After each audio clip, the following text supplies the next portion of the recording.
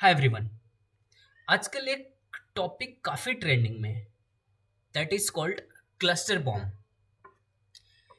क्या होता है क्लस्टर बॉम्ब, समझते हैं। रिसेंटली हुआ क्या है कि अमेरिका ने यूक्रेन को cluster bomb means cluster munition provide करने के लिए डिसीजन लिया है, ताकि वो रसिया के अगेंस्ट वॉर में उसकी हेल्प कर सके। देखते हैं, आप समझिए, अगर आपने रामायण देखा होगा तो रामायण में क्या होता था कि जब श्री राम और लक्ष्मण धनुष छोड़ते थे तो उनमें से ढेर सारे आसमान में जाकर के एक में से बहुत सारे बाण निकलते थे। कुछ इसी से समझते हैं।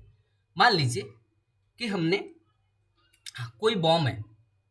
अब जैसे हमने बम को एक्सप्लोड किया तो उस बॉम्ब में से ढेर सारे छोटे छोटे सब म्यूनिशंस एयर में निकल जाते हैं। अब होता क्या है कि जो सब म्यूनिशंस निकलते हैं उन्हें हम बॉम्बलेट्स बोलते हैं। जैसे इनमें से जो छोटे छोटे बॉम्ब निकलते हैं दैट इज कॉल्ड सब म्यूनिशन। अब होता क्या है कि ये काफ़ी वाइड एरिया में फैल जाते हैं। काफ़ी वाइड एरिया में कहने का सेंस कि सपोज मान लीजिए कि यहाँ से कहीं से हमने बॉम्ब एक्सप्लोड किया तो ये उसके एरिया में काफ़ी दूर दूर तक फैल जाते हैं।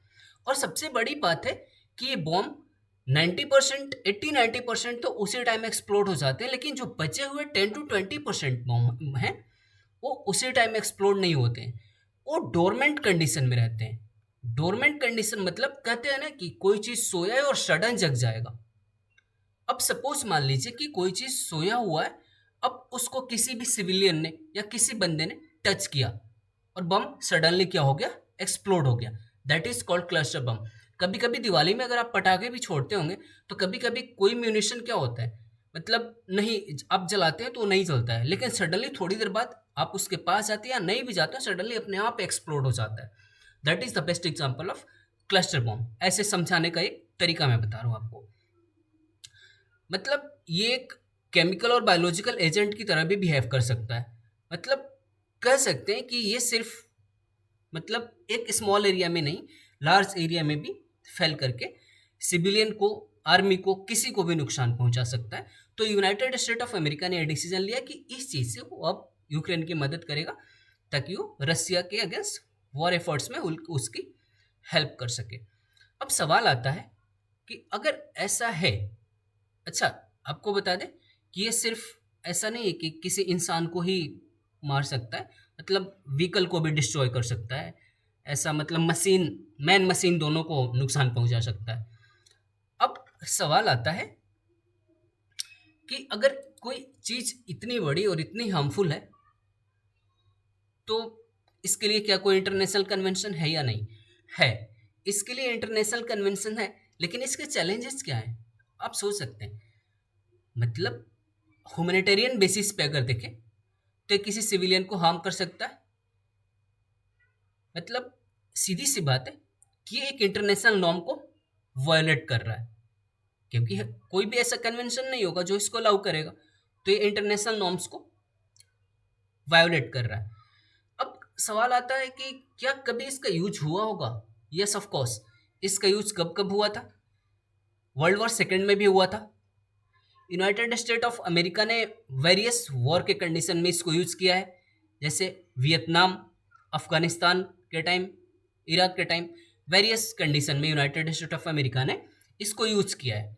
अब इसका इम्पैक्ट इतना बड़ा है कि इसके लिए एक इंटरनेशनल कन्वेंशन भी है, the convention on cluster munition, that was enacted bye 2008 इन मई। अब ये जो मतलब ये जो कन्वेंशन है ना, ये कन्वेंशन यूनिवर्सल नहीं है। यूनिवर्सल नहीं है कहने का मतलब कि सबने इसको रेटिफाई नहीं किया है। सिर्फ 112 ऐसे कंट्री हैं जिसने इसे रेटिफाई किया है। इनफैक्ट इस कन्वेंशन को United State of America, Russia, China, Israel और इंडिया ने भी रेटिफाई नहीं किया है। इन्होंने भी इस कंडीशन को साइन नहीं किया है। अब एक जेनेवा कन्वेंशन भी आता है। अब जेनेवा कन्वेंशन भी बोलता है कि अगर किसी कोई भी ऐसे प्रकार का एक्सप्लोशन अगर कोई कंट्री यूज़ करता है, तो सबसे बड़ी बात कि उस कंट्री के उस कंट्री के सिविलियन के अगेंस्ट इसका यूज़ नहीं किया जाए। अब सीधी सी बात है कि कोई अगर क्लस्टर बम किसी कंट्री के अगेंस्ट यूज़ करता है, तो उसको सिविलियन भी टच कर सकता है, आर्मी का पर्सन भी टच कर सकता है। तो इंटरनेशनल लॉ को तो ये वॉयलेट करता है, सीधी सी बात है, गलत है। रसिया को भी अलाउ नहीं करना चाहिए ये चीज़ें।